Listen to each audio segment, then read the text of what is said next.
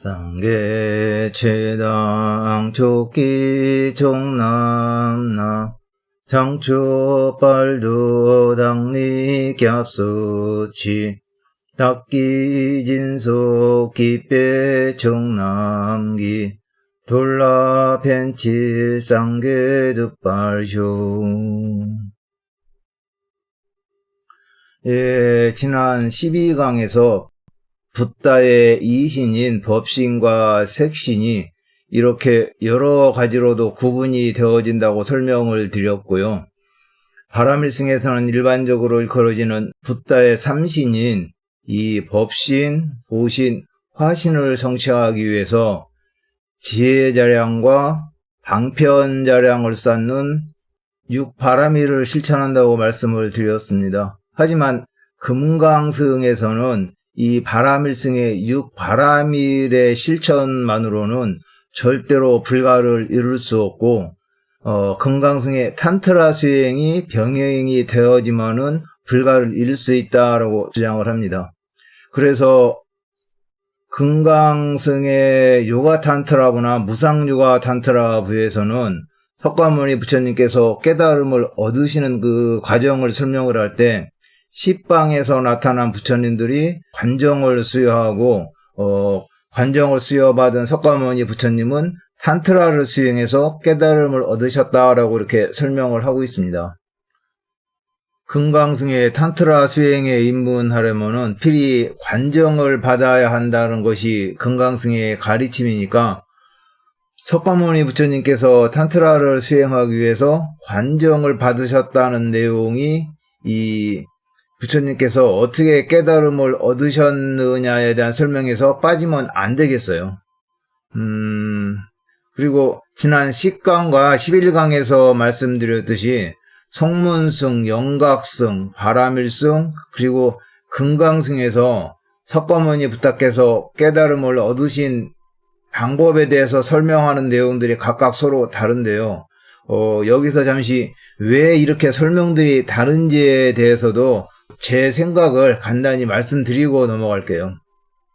먼저 이렇게 각 승마다 다른 내용으로 석가모니 부탁해서 깨달음을 얻은 방법을 달리 설명하는 것은 아마 기원 후 약 4세기경 미륵스님의 현관장엄론 이후에 이러한 설명 방식으로 틀이 잡히지 않았나라고 생각을 해요.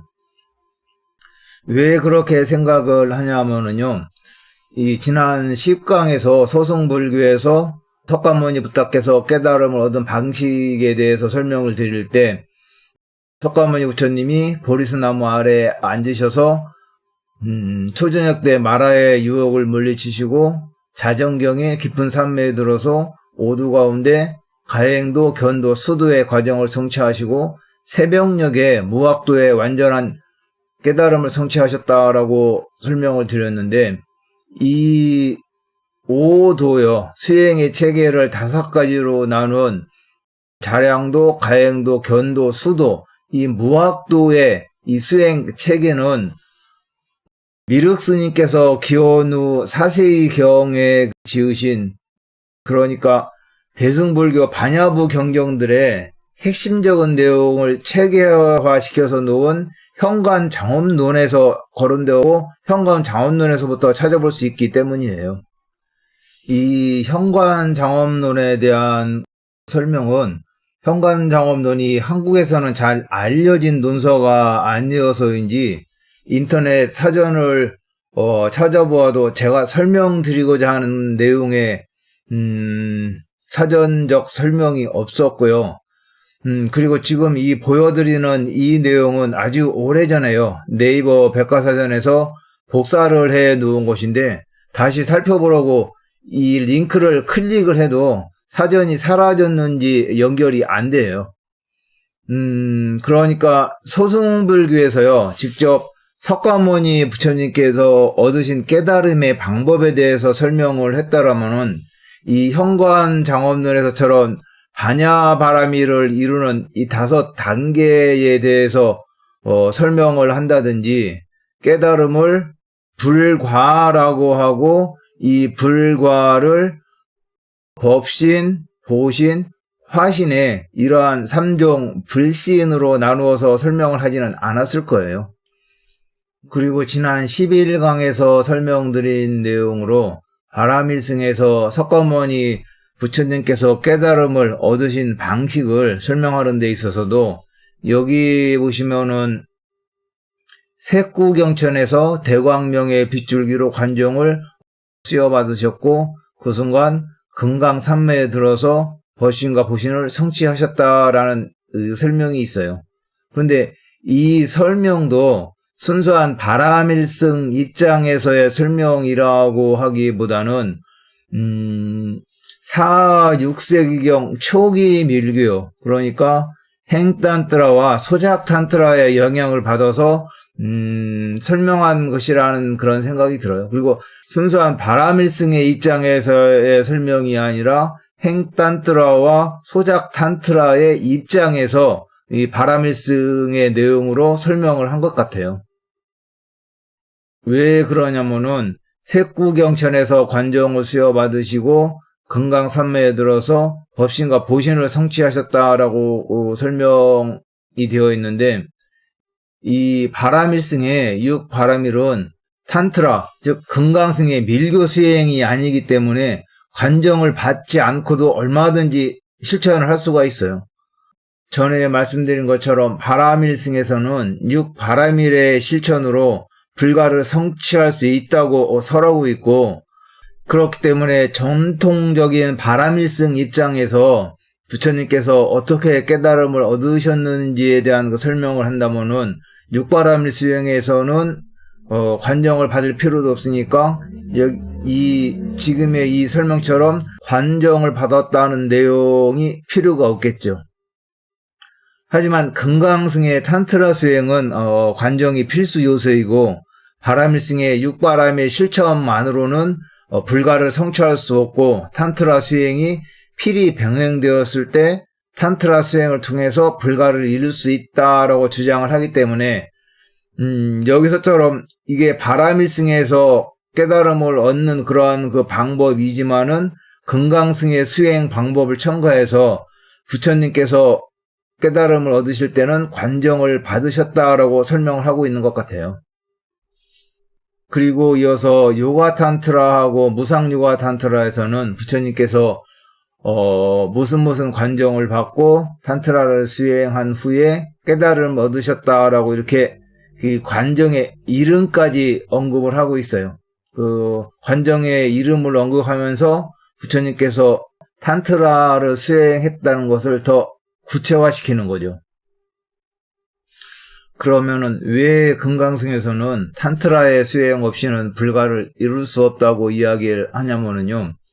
여러 번 설명을 드렸지만은 불가를 이루기 위해서는 지혜자량과 방편자량 이 두 가지를 모두 두루 실천을 해야 되는데 공성의 자각과 이해인 이 지혜자량 하나만으로 또는 방편수행을 통해서 쌓아온 이 방편자량 하나만으로는 불가를 성취를 할 수가 없어요. 그러니까 이 지혜자량 하나만 3아승기급 아니 6아승기급을 쌓는다고 하더라도 이 법신을 성취를 할 수가 없고 방편자량 하나만을 10아승기급 이상 쌓는다 하더라도 그 방편자량이 인이 되어서 그 인의 결과로서 이 색신, 보신과 화신을 성취를 할 수가 없어요.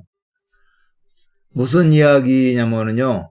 이 법신 먼저 성취하고 이어서 본신 성취하고 다음에 화신을 성취하고 이렇게 순차적으로 법신, 보신, 화신 아니면은 보신, 화신, 법신을 성취할 수 없다는 거예요. 이들 법신, 보신, 화신은 이 지혜의 자량과 방편의 자량이 축적되어서 하나의 의식 속에서요. 이 두 자량이 하나로 합쳐졌을 때 법신, 보신, 화신을 동시에 성취하게 돼 있어요. 이때를 티베트 불교에서는 하나의 맛, 일미라고 표현을 하고 있어요. 다시 말씀드리면은 이것은 지혜자량이고 이것은 방편자량이고 이것은 공성이고 이것은 이 공성을 인식하는 나라는 이런 분별 의식이 없는 하나의 의식이 되어야 하는데 바람일승에서는 이 지혜자량과 방편자량을 하나의 의식 속에서 합일시킬 수 있는 수행 방법이 없고 오직 금강승에서만 이렇게 지혜자량과 방편자량을 하나의 의식 속에서 합일시킬 수 있는 그러한 이 수행 방법을 가르치기 때문에 금강승에서는 금강승의 수행 없이는 불가에 이룰 수 없다라고 설명을 하고 있는 것이 되겠어요. 이러한 금강승의 독특한 수행 방법 중 하나가 자신의 신구의를 본존의 신구의로 심상화하는 이 본존 요가인데요. 이 본존 요가는 방편 수행이 아닌 지혜 자량을 쌓는 선정을 통해서 이 방편에 색신을 성취하기 때문에 지혜 자량과 방편 자량을 동시에 쌓을 수 있고요. 또 이 지혜 자량과 방편 자량을 이렇게 한 의식 속에서 합일시킬 수 있는 수행 방법이 되겠어요.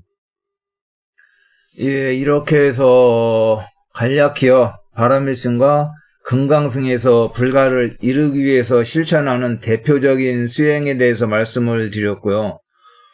좀 더 자세히 설명드리지 못한 이 본존 요가는 작년 강의요. 밀교의 수행책의 제1강과 2강에서 설명을 드린 내용이니까는요. 그 강의를 참고하시면 좋겠습니다. 이상 여기서 마치겠습니다.